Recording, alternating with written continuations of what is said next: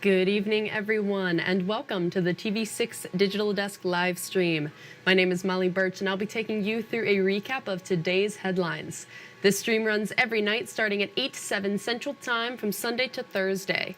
Feel free to comment and ask any questions you have in the chat as you feel like it, and I'll do my best to keep an eye on those and answer those questions as we go and after the stream as well. With all of that business out of the way, let's take a look at our first story for tonight.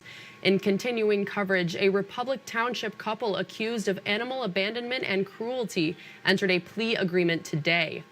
Susan and Kenneth Bartarian were arraigned in Marquette County District Court today. They were arrested last month for one of several animal cruelty cases where UPAWs got an influx of animals. The Bartarians were each charged with one felony count of animal abandonment and cruelty to 4 to 10 animals. The prosecutor's office offered the couple a plea deal, reducing the felony to a misdemeanor because they agreed to surrender animals to UPAWs. Both entered pleas this morning. There is no schedule for sentencing yet. And Habitat for Humanity in Marquette is looking for your help.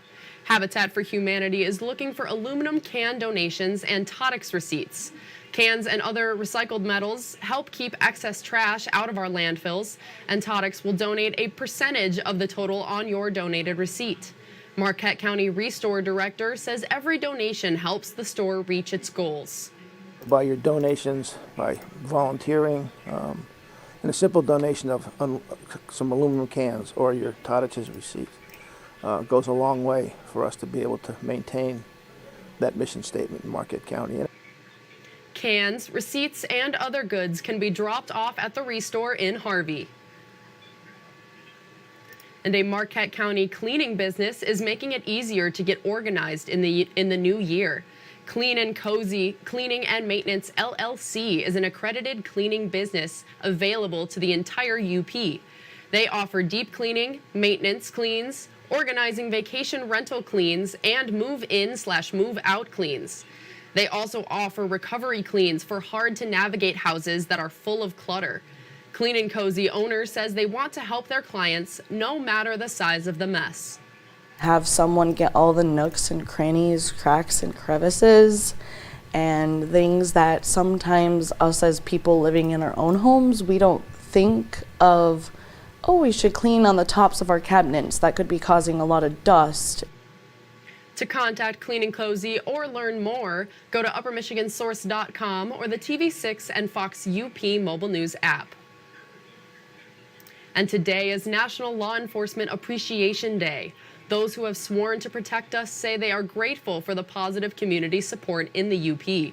TV6's Clint McLeod shares some of the highlights and challenges of wearing the badge.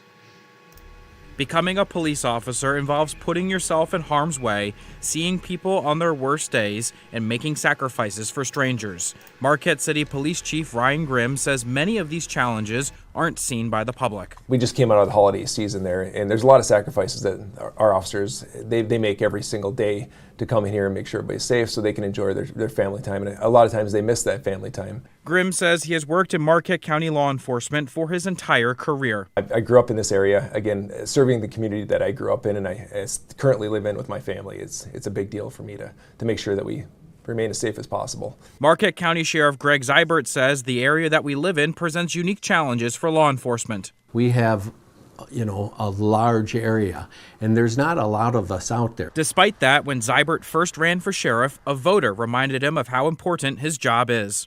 I had people reach out to me and they said, you arrested me or you did this many years ago, and it was the lowest point in my life.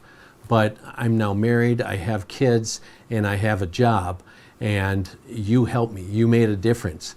And I thought back to that case, and all I did was I did my job. But to that person, to that day, something changed, and I helped make that a positive change. And I look back at that, and I'm very appreciative if I made a difference in someone's life. No matter what color their uniform or what municipality they may work for, be sure to take time out of your day and thank a law enforcement officer for all that they do. Clint McLeod, TV6 News, Marquette County. Thank you, Clint. Michigan Tech students are back on campus and working hard for the start of spring semester. Many of them are looking forward to a variety of upcoming activities. That includes this year's Winter Carnival. But due to a lack of snowfall, the construction start date for the carnival's sculptures was pushed back to the 14th. The following day, the campus will celebrate Martin Luther King Jr. Day with a peace march and a prayer vigil. Students will go into the community and volunteer, as they always do every year. So that's one of our first big events. Tomorrow night at 7, there will be a candlelight vigil for Kenny Bragg, an MTU student who died in a house explosion alongside several family members in Lower Michigan last month. For more about the vigil and where it will take place, go to uppermichigansource.com or the TV6 and Fox UP mobile news app.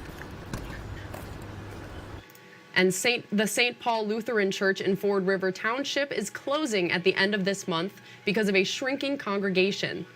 The new owners hope to turn the building into a microbrewery that's fun, low-key, and family-friendly, something they say the area is lacking. Co-owner Sarah Nault says it's important for her to preserve the building, as her family has attended the church for generations. She hopes to alleviate any community concerns at a township meeting next week. What some of the individuals were thinking is picturing in their minds these taverns, 2 a.m., lots of loud noise, chaos, reckless behavior. That is not at all what we intend to provide. We live here too. The vote for the special use permit the Naults need will be held on January 17th at Ford River Township Hall at 7 in the evening. The Peter White Public Library has revamped its winter reading program. This year's theme is Reading Rocks. Children can read to collect some of these rocks on display. The program is open to anyone 14 and younger.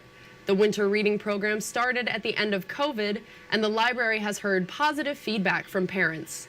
I had a mom come in and she was so excited about the reading program because she said, my son struggles with reading and this has been so motivating for him. At the time they were collecting little figurines, little animal figurines, and it's very low pressure. They can read anything they want.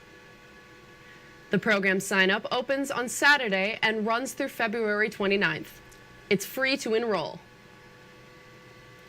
And Negaunee Lakeview Elementary School is hosting a new cornhole tournament fundraiser. The tournament, which will be held January 27th at the Negaunee Athletic Facility, you can register now as an individual or a team. It's a fundraiser for new equipment at the school's playground. The school's principal says they have plenty of space for all the teams, and it will be a fun event.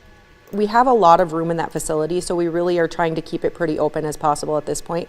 Right now we only have a couple of teams registered, but I'm just hoping that as the word gets out and as more people are aware of it, they'll come and join us, because it should be a really fun day and a really fun activity. The cost is $25 per person, $50 per team. You can register and pay the date of the event, which again is January 27th at 11 a.m. And that's all the stories we have for you tonight. Be sure to tune in tomorrow night, where I'll be here in the same place at the same time. That's 8/7 Central Time, with a recap of tomorrow's headlines. If you have a story idea you think we should report on, feel free to contact us at any time. These are a few easy ways to get a hold of both myself and others in the newsroom. And again, you can contact us at any time. We would love to hear from you and what's happening in your community. Don't forget, you can find us streaming on Facebook or YouTube, whichever platform you'd prefer. And thank you all again for joining me live at the TV6 Digital Desk. Have a great rest of your night.